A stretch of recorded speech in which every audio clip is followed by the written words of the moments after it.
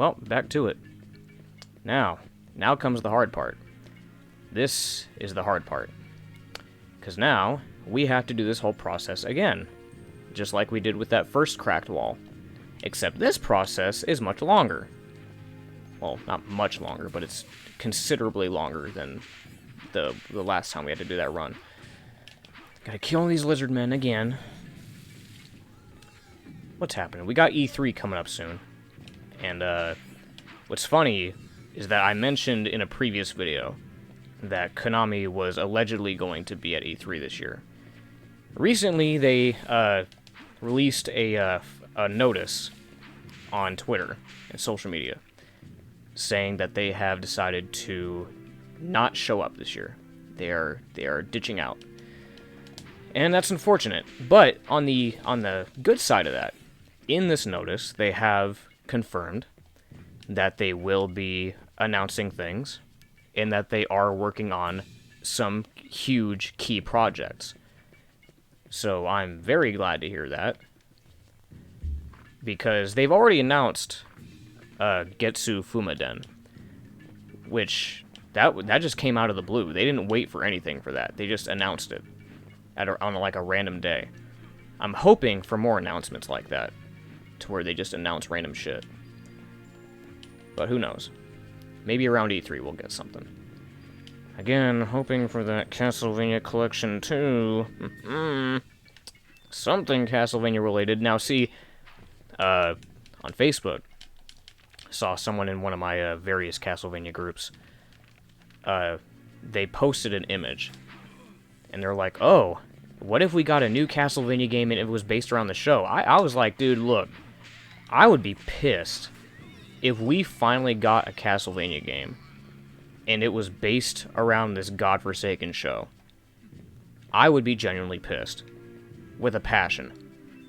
If that happens, oh, I don't even want to imagine it happening.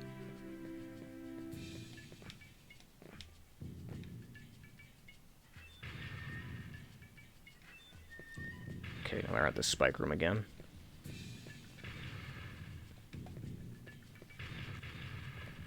Alright. Here it goes. Are you guys ready for this? Because I'm not.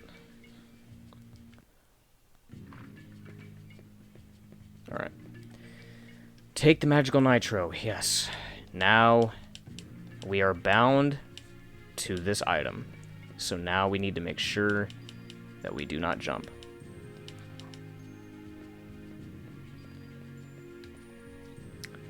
Alright. Here we go. This is the hard part. This is the part that nobody likes. Wait. Alright. How do we want to go about this? I think we need to go on this path right here. Yeah.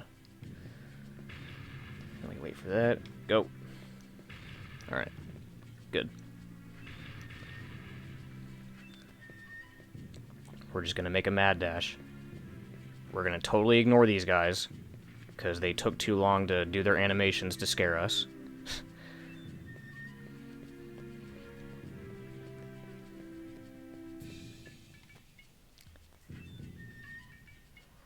But yeah, been playing Awesome Knots with Zelrog and them lately. He recommended that I try Roller Coaster Tycoon, which I've never played. I played a roller coaster like simulator back on the PS2, but I forgot what it was. But oh shit! Oh, I almost fucked that up. Oh shit! Yeah, this is tricky. That's a very tricky situation to be in, especially with this controller. Oh my god, I'm not used to this. I'm not used to this controller at all. So I'm surprised I made that. I was actually dreading this because I had to use this controller, which I'm not comfortable with. Because normally I can do that very easily, which, to be fair, I did it anyway, but I'm still scared of that little moment there. Now this, I actually found out through a different YouTuber who pointed this out. Again, I've been playing this since I was a kid, and there's some stuff about this game that I'm just finding out. Now, coming up here, you're going to be squeezed between two cogs, right? Now, normally, look on my right. Typically, I would go through there, and you would risk crushing yourself. Actually, you can go up here and do it the safe way. See? You have all this space to walk around. Now, see, the reason why this is important to me is because, like I said, the path on the right, if you choose to walk between these cogs, you can walk between them. You can kind of shuffle your way between the gears. But it's very risky because the hitbox on these gears are so janky that if you hit the wrong spot, you will blow up. So I'm glad I found that out, because that's a much more safe and consistent route to take. Because I was always doing it the hard way. So yeah. It's also helpful for people that don't know about it. So yeah, now you know. Now you know. We're almost there. Believe it or not, we're almost there. The hard part's almost over. The real hard part is when we get down to like the beginning hallway, because again, I like how they were merciful enough to not spawn any of these vampires in here. But they also forgot to get rid of these skeletons. Yeah, so don't get hit by those, because again, if you get hit, it's over. This room here, this is a big room. This is a massive room, as you could see by the frame drops. Yeah, look at how big this room is. And you could see that there is a bowl, a massive bowl just laying here. But we're not going to bother him, because he's not bothering us. We're just going to wait. We're just going to run all the way over to this wall, and we're going to stick the Magical Nitro down. Congratulations, the hard part's over. We did it in one try. Nice. And now all we got to do is just go to the torture chamber and grab another Mandragora, and then we're good. Do our bunny hops.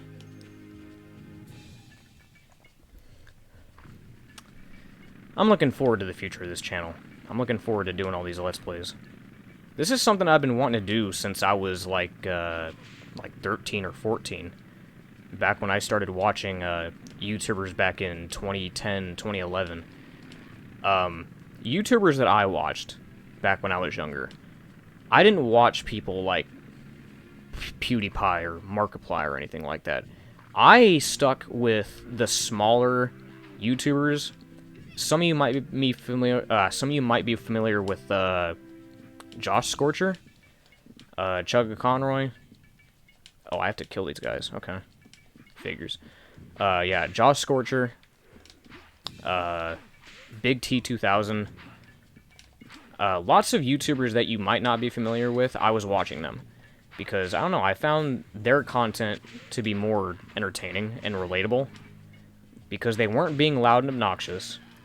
They weren't, being distracting. They got to the point. And sometimes, even like Chugga Conroy, the reason why I really liked his commentary was because he liked to point out fun facts. He would bring up relatable stories of when he played the game. He'd bring up fun facts and trivia about the game that he's playing. And he just seemed very professional about it. But, yeah, I just... PewDiePie, I could never stand because he's just obnoxious to me. All the yelling and the screaming, and the random humor, I could not stand that. It just wasn't my thing. It still isn't my thing. I still don't choose to watch him. But, again, that's just me. Well, now that we got the Mandragora, now we can go in here. Back to this frame drop room. Make our bunny hop over there. Let's see if we can bunny hop over you. Yeah. Get dunked on, bitch. Alright. Set the Mandragora. There we go. We got it. The hard part is officially over. Nice. That was the hardest part of the game. Done. Run away, Reinhardt. Prepare for a very fake, unrealistic-looking explosion.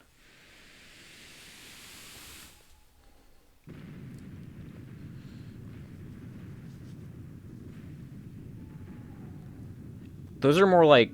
That's more like a cluster bomb explosion, not like a one singular uniform explosion like it should be. But alright. Well, well. A power crystal. Trying to talk like Cortex. We don't want to hit that yet. We want to save first, because if we hit that crystal, well, not hit it, but if we inspect it. If we inspect this crystal, release the magic sealed in the crystal. Release the crystal's magic. Yes. What did that do? Oh, yeah. Totally inconspicuous dead bowl. What's gonna happen? It's almost as if this room is massive for a reason. Oh, lightning strikes it. You know what happens when lightning strikes something that's dead? It revives. Well, boss fight. You already knew this was coming. Because we were overdue for a boss. What are you looking at, Reinhardt? Why are you looking at me? You see that? Oh. He's coming. Any minute now, he's coming.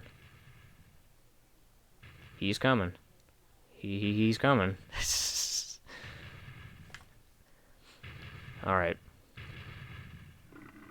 He's got an eyeball in his mouth. Alright, well. This is the, This is the Behemoth. The classic Castlevania boss that we are all familiar with. The Behemoth. So yeah, tough one if you don't have your upgrades or even the right sub-weapon. Speaking of sub-weapons, I have an axe. I did not mean to grab an axe. I meant to keep the holy water because, again, it's OP. But we'll see how much damage this axe can do. Let me see. Oh, that's dangerous. Oh, he heals. Yeah, this boss can heal. So, careful of that. Oh, get out of the way. Okay, so it does some damage, but I would like it to do more than that. I guess that's fine. Wait, what? How'd that hit me? What? The fuck? Alright. Heal. Use that chicken. BlueWitchDoctor.com feel more comfortable with chicken. Alright. Oh. Now this. I love this. For an N64 game of this caliber, this boss falls apart as you're fighting him. The meat and skin falls off of him, and he's turning into a skeleton. I love this. Oh, what? Okay. That's that easy. All right. I was expecting more of his flesh to fall off, and for him to take a little bit more to kill, but okay. He just died. And sometimes, believe it or not, actually, we're gonna go back in there. Believe it or not, sometimes, if you get lucky, he will, if you kill him, you saw that he turned into a roast beef right there, right? Sometimes, he will explode into a bunch of beef, which I was unfortunately unlucky. I only got one. But I came back in here because I want to break these candles, but there's some crates over here that you can break, which yield a lot of money. Look at all that cash. 500. That gives us 2,000. Very nice. Wait, oh, missed one. That's 2,500. I think there's another one over here. Is there another one over here? No, it doesn't look like it. Okay, I was expecting it to be a draw distance thing. Alright, we'll leave this alone. We don't need those. Again, you can break that if you want, but I'm not. Let's get out of this hellhole. Well, now that we activated the power, now we can go take that elevator that I was talking about a while ago. So let's go do that. Wait, oh, cutscene. Oh, hey, it's Rosa. Rosa. Didn't I warn you? Leave the castle now. My mission is to seal Dracula in his tomb. Until I defeat Dracula, I cannot leave. So, you are determined to take the Count's life. What? It's him! Oh, it's Death. A foe of the Count is an enemy to all vampires. Die! Rosa, stop! I don't want to fight you! Well, You gotta. Alright, so we have another boss fight here. Not as, you know, terrible. It's like a mid-fight.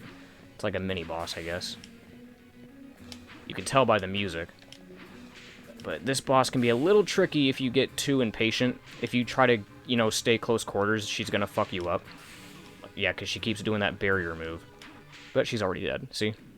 Easy as cake. Oh, she dropped her sword.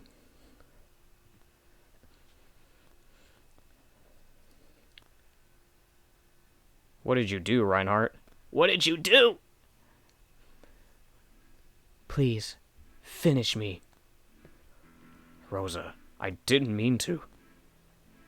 I cannot stand this agony anymore.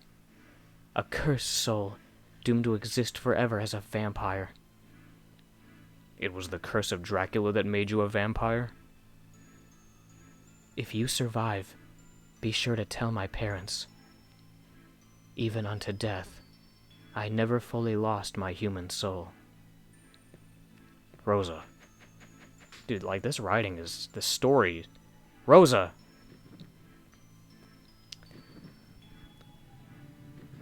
You want to square up? Still youthful as a vampire, she could not bear to kill you. But in time, her curse will deepen and take a stronger hold. I shall enjoy watching your next encounter. I turned into Frieza. Or Santa Claus. Frieza Claus? I don't know. But dude, like, the story and the writing in this game is... it's definitely overlooked. I love the fact that it's the nuance of a Belmont trying to save a vampire. Think about that. It's a cool concept for Castlevania, and it's widely ignored. But anyway, now we can come up here and we can activate the elevator. So let's get the fuck out of Dodge. And I'm tempted to heal, but like I said, if we move on to a new stage, we will heal automatically. So we don't need to worry about this yet. So now, we take the elevator and we're up here. And there's a save point. So, at this point, is a perfect spot to end the episode. In the next episode, we're going to see where this elevator took us and where this bridge leads. So I will see you then. Catch you later.